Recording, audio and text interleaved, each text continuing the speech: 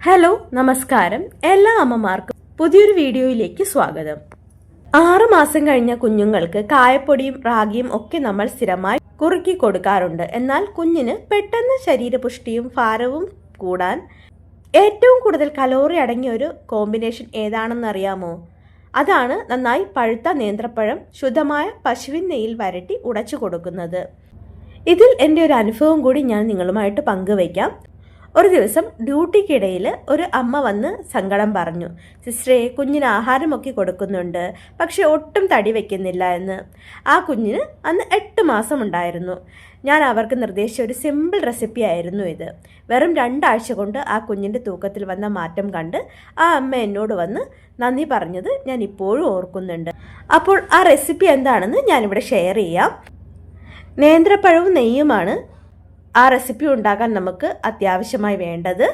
നേന്ത്രപ്പഴം എന്ന് പറയുന്നത് കലോറിയും പൊട്ടാഷ്യവും വിറ്റമിനുകളും ധാരാളമായി അടങ്ങിയ ഒരു സൂപ്പർ ഫുഡാണ്. ഇതിലേക്ക് നെയ്യ് കൂടി ചേർത്ത് കൊടുക്കുമ്പോൾ കുട്ടികൾക്ക് ആരോഗ്യകരമായ കൊഴുപ്പ് ലഭിക്കുന്നു. ഇത് കുഞ്ഞിൻ്റെ ഭാരം വളരെ വേഗത്തിൽ വർദ്ധിപ്പിക്കാൻ സഹായിക്കുന്നു. നന്നായി പഴുത്ത പഴം നെയ്യിൽ വാട്ടുമ്പോൾ അത് കൂടുതൽ മൃദുവായി മാറുന്നു. ഇത് കുഞ്ഞുങ്ങളുടെ കുടലിന് ഒട്ടും ഭാരമാകില്ല, ദഹനം സുഗമമാക്കുകയും ചെയ്യും. ഇനി ഇത് എങ്ങനെയാണ് വീട്ടിൽ ഉണ്ടാക്കുന്നത് എന്ന് നോക്കാം. വളരെ എളുപ്പമാണ്. ആവശ്യമായ സാധനങ്ങൾ: നന്നായി പഴുത്ത നേന്ത്രപ്പഴം പകുതി മതിയാകും. പഴത്തിൻ്റെ തൊലിയിൽ കറുത്ത പാടുകൾ വീണ നല്ല മധുരമുള്ള പഴം നോക്കിയെടുക്കണം. അടുത്തതായി ശുദ്ധമായ പശുവിൻ നെയ്യാണ്, 1/2 ടീസ്പൂൺ മതിയാകും.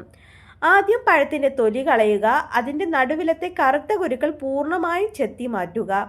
ഈ കുരുക്കൾ ചിലപ്പോൾ കുഞ്ഞിന് വയറുവേദന ഉണ്ടാക്കാൻ സാധ്യതയുണ്ട്.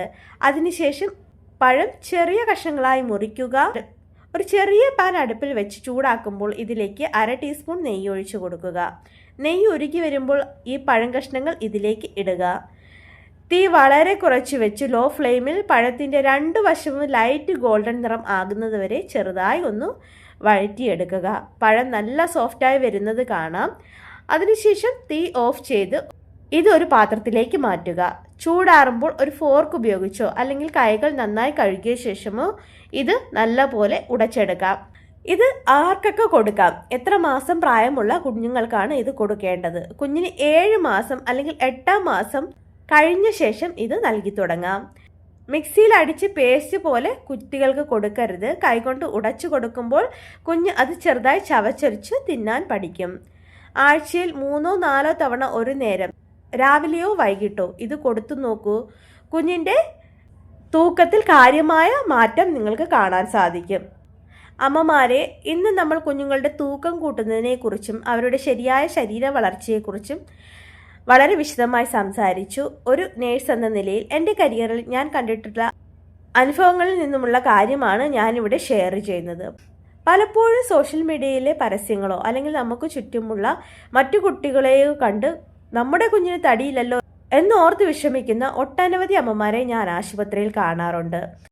ഇവിടെ നമ്മൾ മനസ്സിലാക്കേണ്ടത് കുഞ്ഞിന് നല്ല തടിയും കവളും ഉണ്ടാക്കുന്നതല്ല ആരോഗ്യത്തിൻ്റെ ലക്ഷണം. കുഞ്ഞ് കൃത്യമായി ആക്റ്റീവ് ആണോ, പ്രായത്തിനനുസരിച്ചുള്ള വളർച്ച, അതായത് കൃത്യസമയത്ത് തലയുയർത്തുക, തിരിഞ്ഞുമറിയുക, ഇരിക്കുക, ചിരിക്കുക എന്നിവ കാണിക്കുന്നുണ്ടോ എന്നാണ് നോക്കേണ്ടത്. തടി കുറവാണെങ്കിലും കുഞ്ഞ് നല്ല ഉഷാറായി കളിക്കുന്നുണ്ടെങ്കിൽ പേടിക്കേണ്ട ആവശ്യമില്ല. രണ്ടാമത്തെ കാര്യം, കുഞ്ഞിൻ്റെ തൂക്കം കൂട്ടാൻ വേണ്ടി ഒട്ടും താല്പര്യമില്ലാതെ കുഞ്ഞിനെ നിർബന്ധിച്ച് വാശി പിടിപ്പിച്ച് ആഹാരം കഴിപ്പിക്കരുത്. നമ്മൾ നിർബന്ധിച്ച് കഴിപ്പിക്കുമ്പോൾ കുഞ്ഞിന് ഭക്ഷണത്തോടുള്ള താല്പര്യം പൂർണ്ണമായും നഷ്ടപ്പെടും. പിന്നീട് അത് കുഞ്ഞ് ആഹാരം തീരെ കഴിക്കാത്ത അവസ്ഥയിലേക്ക് എത്തിക്കും. കുഞ്ഞിൻ്റെ വയറിൻ്റെ അളവ് ചെറുതാണ്, അതുകൊണ്ട് ഒന്നിച്ചൊരുപാട് കൊടുക്കാതെ ചെറിയ അളവിൽ പല തവണകളായി നൽകാൻ ശ്രമിക്കുക. ഏറ്റവും പ്രധാനപ്പെട്ട ഒരു മുന്നറിയിപ്പാണ്. എന്തൊക്കെയാണെന്ന് വിശദീകരിക്കാം. ഈ ലക്ഷണങ്ങൾ കണ്ടാൽ തീർച്ചയായും പീഡിയാട്രിഷ്യനെ കാണിക്കണം. കുഞ്ഞിൻ്റെ തൂക്കം കൂടുന്നതിന് പകരം ഓരോ മാസവും തുടർച്ചയായി കുറഞ്ഞു വരിക, കുഞ്ഞ് പലപ്പോഴും തളർന്ന് ഉറക്കം തൂങ്ങിയിരിക്കുക, കളിക്കാൻ ഒട്ടും താല്പര്യം കാണിക്കാതിരിക്കുക, ദിവസവും 6 തവണയിൽ കുറവ് മാത്രം മൂത്രമൊഴിക്കുക, ഇങ്ങനെയുള്ള സാഹചര്യങ്ങളിൽ പീഡിയാട്രിഷ്യനെ നിർബന്ധമായും കാണിച്ചിരിക്കണം. ഓരോ കുഞ്ഞും വ്യത്യസ്തരാണ്. അവരുടെ വളർച്ചയും വേഗതയും വ്യത്യസ്തമായിരിക്കും. അതുകൊണ്ട് മറ്റുള്ള കുട്ടികളുമായി നിങ്ങളുടെ കുട്ടിയെ ഒരിക്കലും താരതമ്യം ചെയ്യരുത്. അപ്പോൾ ഇന്നത്തെ വീഡിയോ നിങ്ങൾക്ക് ഉപകാരപ്പെട്ടു എന്ന് വിചാരിക്കുന്നു. എൻ്റെ പരിമിതമായ അറിവിലുള്ള കാര്യങ്ങളാണ് നിങ്ങൾക്ക് വേണ്ടിയിട്ട് ഷെയർ ചെയ്യുന്നത്. തെറ്റുകുറ്റങ്ങളുണ്ടാകാം.